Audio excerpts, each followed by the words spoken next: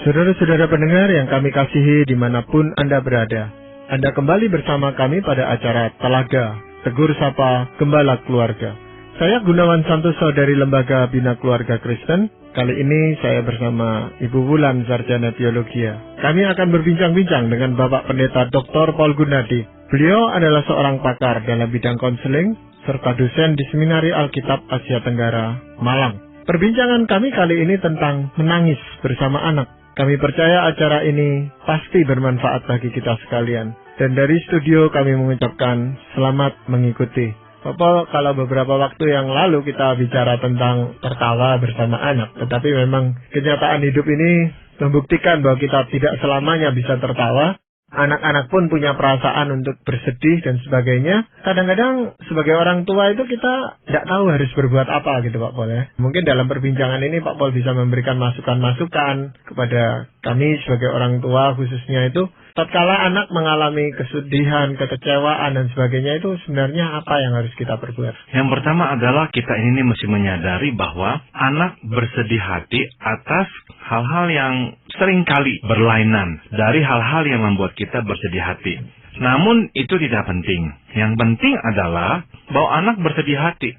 Sama seperti kita dapat bersedih hati, anak pun dapat bersedih hati. Intinya jadi jangan sampai kita itu menyepelekan kesedihan hati anak dengan berkata, gitu aja kamu kok nangis.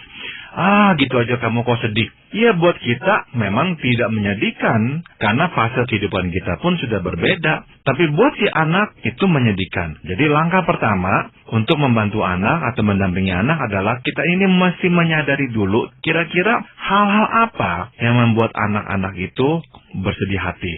Nah yang pertama adalah yang biasanya membuat anak-anak bersedih hati ialah kehilangan. Misalkan kehilangan teman. Temannya pindah, sekolahnya berbeda, itu tuh bisa menyedihkan hati sekali buat anak-anak. Meskipun dia baru berusia misalkan 6 tahun, kelas 1 SD, kelas 2 SD. Kehilangan mainan kesayangannya. Dia cari-cari nggak ada, dia nangis. Dan kita bisa berkata kan ya, biasanya orang tua berkata, masa nangis mainan hilang? Nggak apa-apa, nanti mama beliin lagi. Nah itu tuh benda berharga buat dia. Sama seperti kita kehilangan seseorang yang berharga, kita pun juga akan sedih. Nah, ini juga sama, anak-anak itu akan sedih kalau barang yang disayanginya itu tuh hilang. Atau dia kehilangan misalkan perawatnya pulang, tidak ada lagi bersama dia. Sudah 4 tahun bersama-sama, yang mendampinginya, merawatnya sekarang tidak ada lagi. Dia akan sedih. Mungkin orang tua tidak mengerti dan berkata, kenapa harus bersedih? Kan ada mama, kan ada papa. Ya, tapi kan perawatnya itu tuh udah menjadi bagian dalam kehidupannya. Atau karena kematian kakeknya, neneknya, hal-hal itu juga akan sangat membuat anak-anak bersedih. Jadi, yang sering kali membuat anak-anak bersedih biasanya yang pertama adalah kehilangan. Dan ini yang harus orang tua peka untuk dapat membacanya. Bapak berkaitan dengan kesedihan karena kehilangan ini, kalau anak kehilangan salah satu orang tua karena berpisah gitu atau bercerai gitu Pak, itu lebih dalam nggak kesedihannya dibandingkan yang tadi yang Pak Paul jelaskan? Biasanya lebih dalam ya Bu Wulan ya, karena kalau orang tua bercerai itu tuh memang akan menimbulkan sederetan perasaan yang saling bertentangan ya. Misalkan dia harus mencurahkan kasih sayangnya kepada siapa, papa atau mama. Dia harus memihak pada siapa, papa atau mama. Dia harus berbelas kasihan kepada siapa, papa atau mama. Nah itu semua juga perasaan-perasaan yang berkecamuk dalam dirinya. Di samping dia sendiri kehilangan salah satu dari orang tuanya. Nah itu sudah tentu ya membawa lebih banyak konflik ya dalam hidupnya itu. Di satu pihak sedih kehilangan, di pihak lain mungkin dia senang juga, nggak ada orang tuanya supaya nggak berkelahi,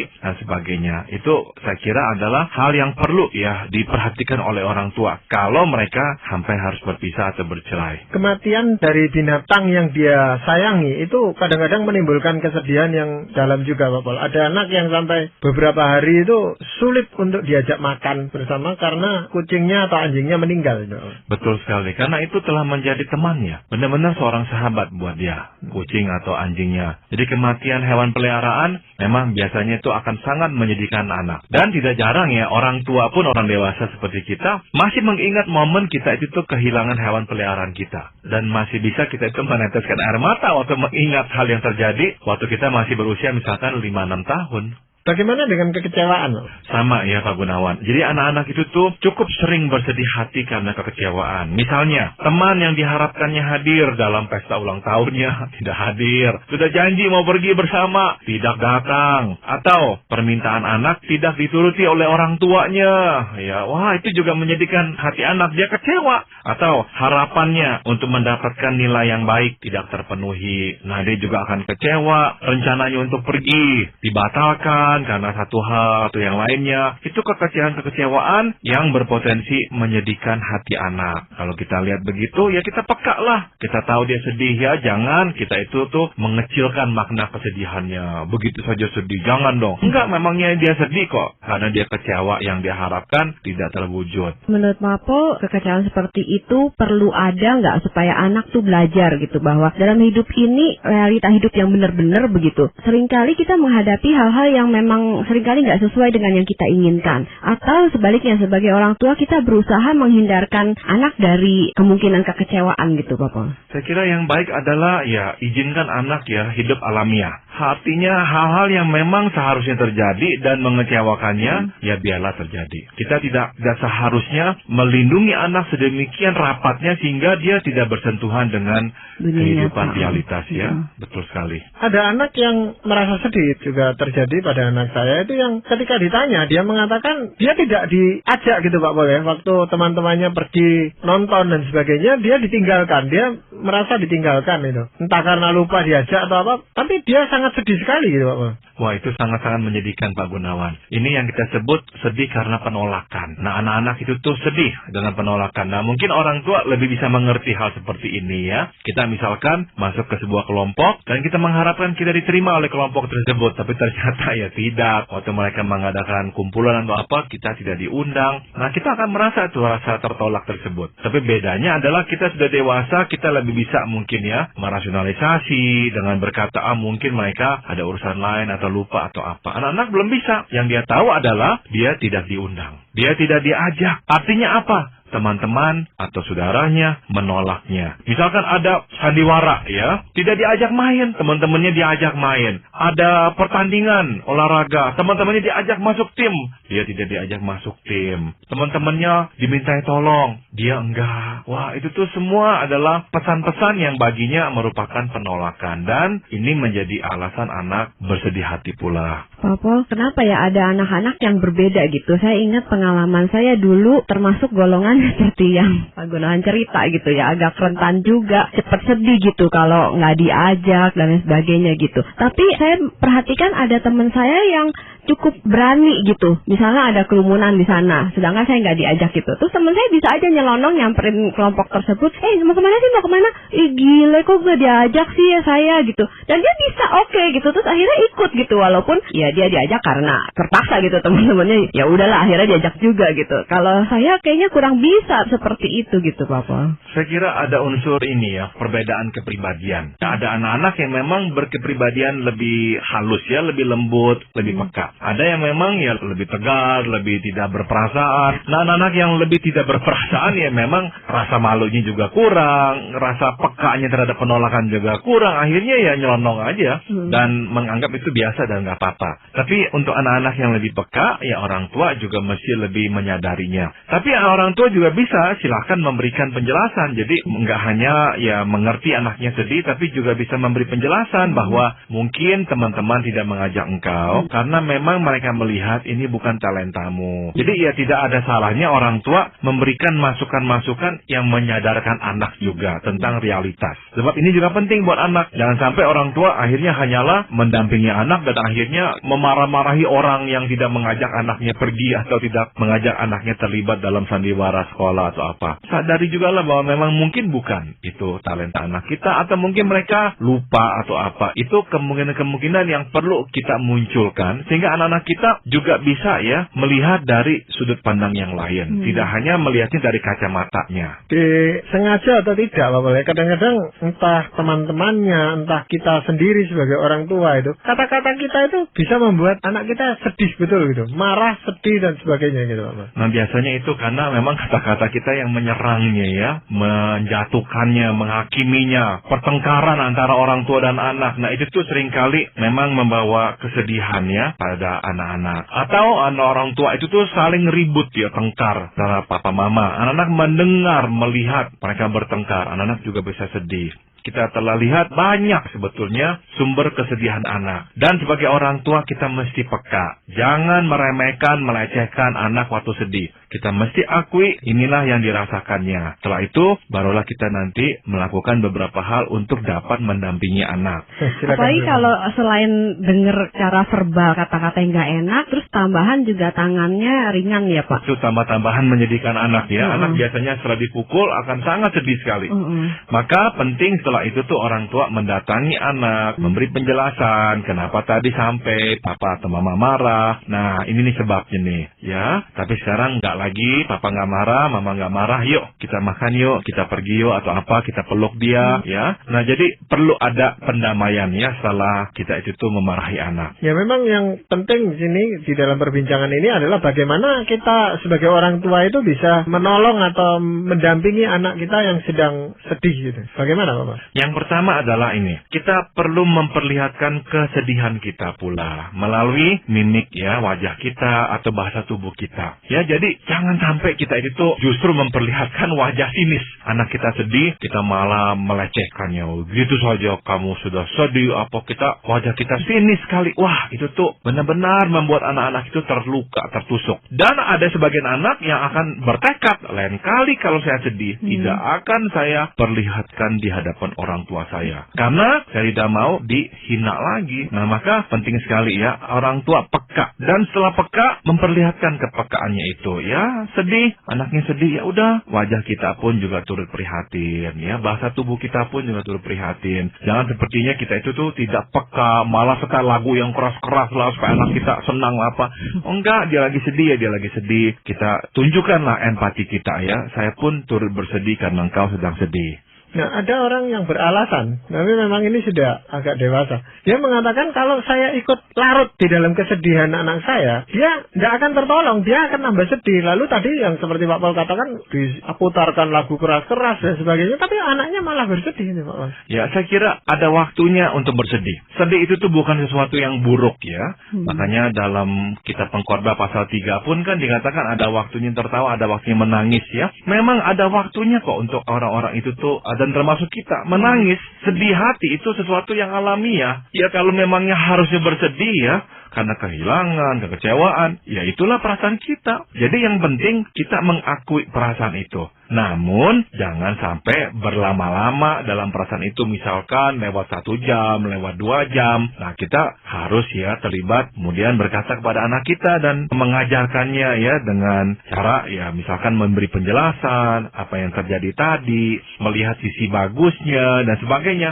Nah itu perlu kita lakukan. Namun setelah kita memperlihatkan keprihatinan atau kesedihan kita kepada anak kita. Mungkin itu fungsinya air mata kali ya Pak. Tuhan sediakan air mata ya sebagai sarana untuk kita bisa mengekspresikan kesedihan kita gitu. Tapi kalau saya perhatikan tuntutan orang tua termasuk juga masyarakat ya kepada anak laki sama anak perempuan agak berbeda ya Pak Paul. Kalau anak laki nangis terus langsung bentak gitu, dimarahin. Cengeng kamu tuh laki-laki, nggak boleh nangis, gini. Kalau perempuan lebih ditolerir gitu. Sehingga waktu dewasa lebih banyak pria yang sulit untuk turut sedih, mengekspresikan kesedihannya gitu, Papa. Kadang saya ingin bertanya ya kepada ayah-ayah yang melarang anak lakinya menangis ya. Kenapa kok Tuhan memberikan air mata kepada pria pula ya? Iya. Kalau memang dalam desain Tuhan pria itu tuh seharusnya tidak menangis. Ya tentu ya air mata itu diberikan kepada semua manusia. Iya. Karena Tuhan tahu ini sesuatu yang sehat, yang baik, ya, yang alamiah. Kalau kita sedih, ya kita ingin menangis. Dan air mata itu tuh benar-benar mempunyai efek yang sangat menyembuhkan. Ya, dengan kita menangis, kita akan merasa lebih ringan, ya. Kita lebih berasa lega, sehingga kita terangkat, tidak ditindih lagi oleh kesedihan itu. Daripada kita nggak menangis, kita coba-coba tahan diri kita nggak menangis, tapi akhirnya kita ngamuk-ngamuk seperti banteng. Ya, itu kan juga lebih menyusahkan. jantan. Lebih jantan kali Pak. Ya, cuma dilihat lebih jantan begitu, betul. Bagaimana kalau kita tidak tahu dengan jelas alasan anak kita itu bersedih gitu Pak? Kalau memang tidak kita ketahui, sebaiknya kita bertanya. Nah, cuman saya ingin memberikan satu masukan dalam hal bertanya ini. Bertanyalah seperlunya ya waktu anak sedang sedih. Jangan menginterogasinya. Kenapa sampai begitu? Kamu kan tahu lalu, dan sebagainya. Anak lagi sedih-sedih diinterogasi, ya susah. Jadi tanya aja ya seperlunya apa yang terjadi. Dia ceritakan, terus kita mau tanya lagi, terus dia diam, tidak mau jawab. Udah kita diam. Kita hanya bersama dengan dia saja. Temani dia. Dan kita hanya berkata misalkan, Mama juga sedih. Atau ya Papa juga sedih. Papa juga ngerti kalau digitukan yang gak enak ya. Jadi sekali lagi ya tanya silakan. Tapi jangan berlebihan sehingga lebih seperti interogasi. Ada anak-anak tertentu yang agak sulit ya Papa mengungkapkan isi hatinya, kesedihannya. Terlebih lagi kalau memang kesedihan itu cukup dalam bagi dia gitu ya pada saat itu gitu. Walaupun misalnya udah ditanyain dengan lembut, dia masih sulit gitu mengungkapkan gitu. Saya pernah baca ada bagusnya misalnya anak itu diajak misalnya coba menggambar gitu. Coba ungkapkan apa yang kamu rasakan lewat gambaran. Atau disuruh nulis gitu, seperti nulis cerita ke diarinya gitu. Supaya jadi lebih keluar gitu loh apa yang terpendam itu Pak Pol. Itu ide yang baik sekali. Ya bisa melalui tulisan, bisa melalui gambar. Ada juga yang bisa menceritakannya itu melalui mainan, ya boneka ya, atau apa. Jadi ya gunakan cara yang memang paling cocok untuk anak kita, ya tidak apa-apa. Tapi pada intinya ya kita mau anak kita itu tuh dalam kesedihannya bisa mengungkapkannya, baik melalui bahasa tulisan atau bahasa ucapan. Kenapa? Sebab kalau dia itu tuh tidak bisa ya membagi kesedihannya, hanya bisanya memendam saja, itu tidak sehat juga buat jiwanya.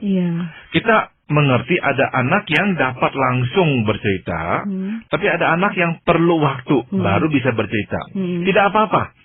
Kalau anak kita memang tipenya lebih introvert, dia mungkin perlu waktu ya. Mungkin tidak pada menit ini nih.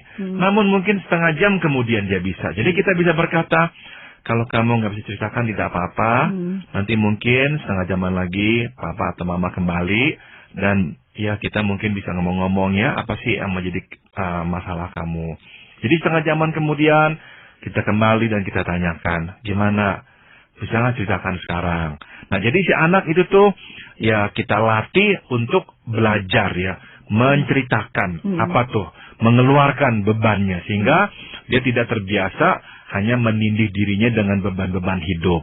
Ya itu buat kita orang tua itu membutuhkan suatu kesabaran yang luar biasa kadang-kadang Pak Bos.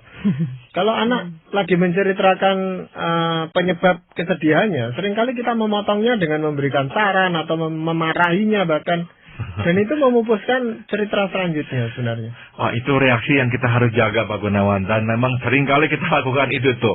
Akhirnya kita bukan memberikan penghiburan, malah ya memberikan pengguruan ya kepada anak kita. Dan itu tidak diinginkan. Ya, kita sendiri yang sudah dewasa ini lagi sedih ya. Kita kan tidak ingin digurui, dikasihi nasihat-nasihat. Seharusnya gini, kenapa begitu kamu? Ya akhirnya kita tidak mau cerita lagi. Nah, jadi yang harus kita lakukan memberi penghiburan. Kita berkata, ya mungkin ini kali nggak apa-apa dah, nggak bisa ya. Lain kali yuk kita coba yuk, mungkin bisa. Ya penghiburan seperti itu tuh. Atau ya kali ini kita tidak bisa pergi, minggu depan yuk kita pergi ya.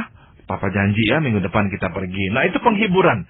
Ya daripada menggurui, kamu kenapa begini, harusnya kamu begini. Ya, itu benar-benar mematahkan keinginan anak lain kali untuk bercerita kepada kita. Nah, kadang-kadang orang tua nggak ngerti. Lain kali dia tanya, anaknya tidak mau menjawab, dia marah, kok nggak mau menjawab? Padahalnya, ya anak-anaknya tahu, percuma bicara, karena setiap kali kami bicara akan digurui. Ya. Pak Pol, ini kayaknya tadi kan semua sarannya bagus-bagus ya Pak Pol, tapi mungkin bisa digunakan bagi keluarga yang masih cukup oke lah istilahnya gitu ya. Kalau misalnya saya berpikir bagi keluarga-keluarga yang ya taraf keributannya tiap hari terus menerus, mungkin agak sulit ya Pak Pol. Misalnya anak-anak ini sedih di gereja gitu, di sekolah minggu, dia waktu datang sekolah minggu sedih, apa mungkin saran-saran ini juga berguna juga bagi guru-guru sekolah minggu kali ya Pak Paul. Ini ide yang baik sekali Bu Wulan, betul sekali ya. Sebab memang yang berkecimpung dalam kehidupan anak bukan saja orang tua ya, tapi juga guru sekolah, guru sekolah minggu. Mungkin ini tips-tips yang seharusnya juga ya dibagikan ya kepada mereka, sehingga mereka peka ya dengan keadaan anak ya, dan bisa menjadi penolong yang tepat pada waktunya buat anak-anak itu tuh, mendampingi dia. Betul sekali itu. Iya, Bapak, kadang-kadang kita bisa mendapatkan alasan kesedihan anak itu ketika kita menanyakan apa sih yang bisa saya lakukan untuk kamu, gitu. Jadi kesediaan diri untuk membantu dia, dan akhirnya dia cerita. Itu baik sekali idenya Pak Gunawan. Jadi benar-benar kita datang dengan tulus ya, mau melakukan sesuatu ya, dan kita menawarkan bantuan kita kepadanya. Apa tuh yang bisa saya lakukan untuk membantu ya? Nah, ini memang mengundang anak untuk bercerita dan sebab dia tahu orang tuanya mau melakukan sesuatu. Meskipun seringkali pada akhirnya anak pun berkata, iya tidak ada apa-apa yang papa atau mama bisa lakukan, tapi dia udah cerita. Dan kenapa dia cerita? Karena dia melihat itikat baik orang tuanya itu tuh. Jadi itu ide yang sangat bagus sekali Pak Gunawan. Mungkin ada yang lain Bapak. Yang lain adalah bagikan pengalaman kita yang serupa ya, agar anak tahu bahwa kita sungguh memahaminya, dan ia pun dapat belajar dari pengalaman kita itu. Apakah kita selalu diterima orang? Tidak, kita pernah ditolak. Apakah kita selalu mendapatkan yang kita inginkan? Tidak juga. Jadi waktu kita cerita tentang pengalaman kita pada masa terutama seusia dia, itu akan benar-benar mencelikkan matanya. Papanya atau mamanya pernah kecil dan pernah mengalami yang sekarang tengah dialaminya. Apa yang papa lakukan? Apa yang mama lakukan? Nah, itu tuh menjadi pelajaran yang dapat diterimanya dengan mudah. Karena dia sedang mengalami juga. Jadi sebagai orang tua jangan ragu untuk bercerita.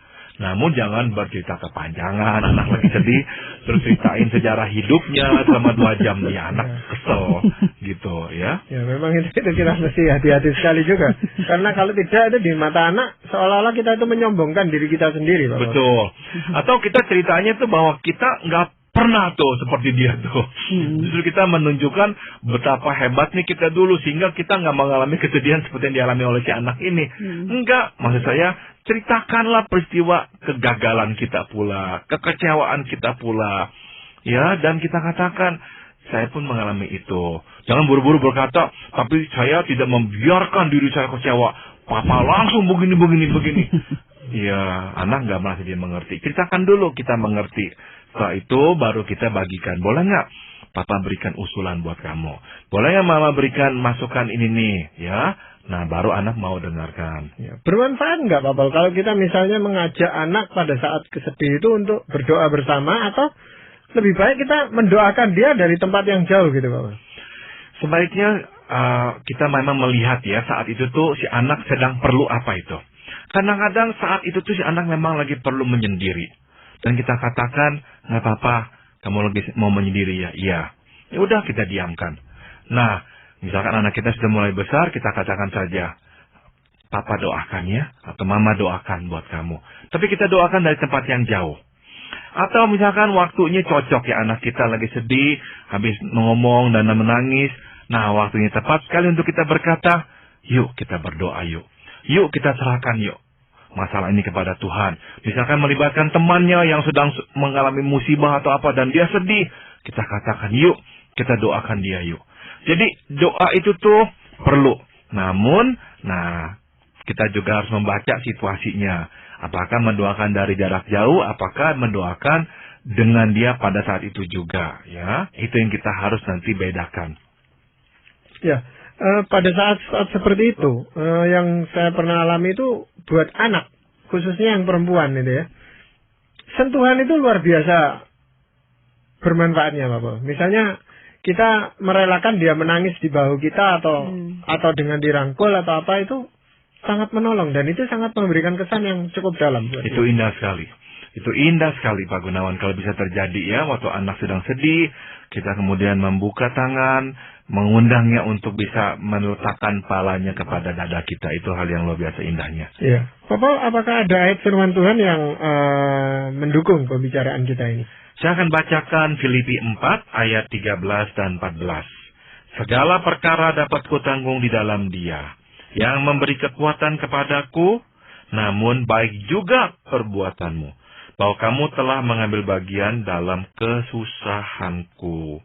Ya, memang Paulus berkata, Tuhanlah yang memberikan dia kekuatan sehingga dia bisa menanggung segala perkara. Itu betul sekali, itu fondasinya ya dalam kehidupan kita juga. Tapi Paulus pun mengakui bahwa ternyata jemaat Filipi ini telah berbuat baik kepadanya, ya. Yang dia akui, yaitu apa? Kamu telah mengambil bagian dalam kesusahanku. Paulus membutuhkan kekuatan dari Tuhan. Betul, harus itu.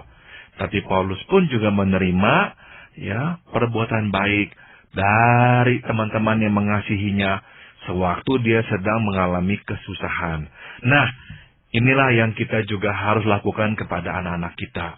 Kita mendorong anak kita, mengajarkan anak kita datang kepada Tuhan, bersandar pada Tuhan untuk kekuatannya, melewati masa-masa yang sulit dan menyedihkan.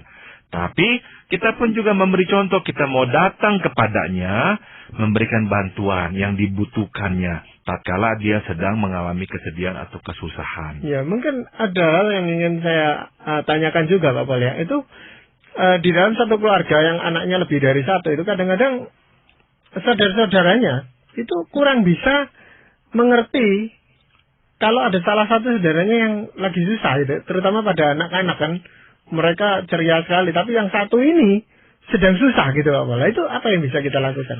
Kita bisa mengajak anak yang lain berbicara tentang adiknya itu misalkan ya. Kita bisa berkata, kok saya melihat adikmu kok agak sedih ya. Kamu lihat nggak hal itu?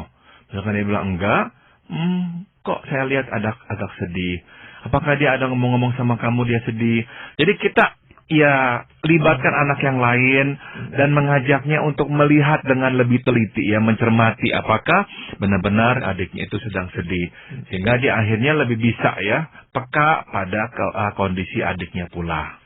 Ya, oke. Terima kasih banyak Pak Paul untuk perbincangan ini, juga Ibu Bulan banyak terima kasih. Para pendengar sekalian, kami mengucapkan banyak terima kasih Anda mengikuti perbincangan kami dengan Bapak Pendeta Dr. Paul Gunadi dalam acara Telaga Tegur Sapa Gembala Keluarga. Kami baru saja berbincang-bincang tentang menangis bersama anak. Bagi Anda yang berminat untuk mengetahui lebih lanjut mengenai acara ini, silakan Anda menghubungi kami lewat surat. Alamatkan surat Anda ke Lembaga Bina Keluarga Kristen atau LBKK, Jalan Cimanuk 58, Malang. Anda juga dapat menggunakan email dengan alamat telaga@indo.net.id. Kunjungi situs kami di www.telaga.org. Saran-saran serta pertanyaan dan tanggapan Anda sangat kami nantikan. Akhirnya dari studio kami mengucapkan terima kasih atas perhatian Anda dan sampai jumpa pada acara Telaga yang akan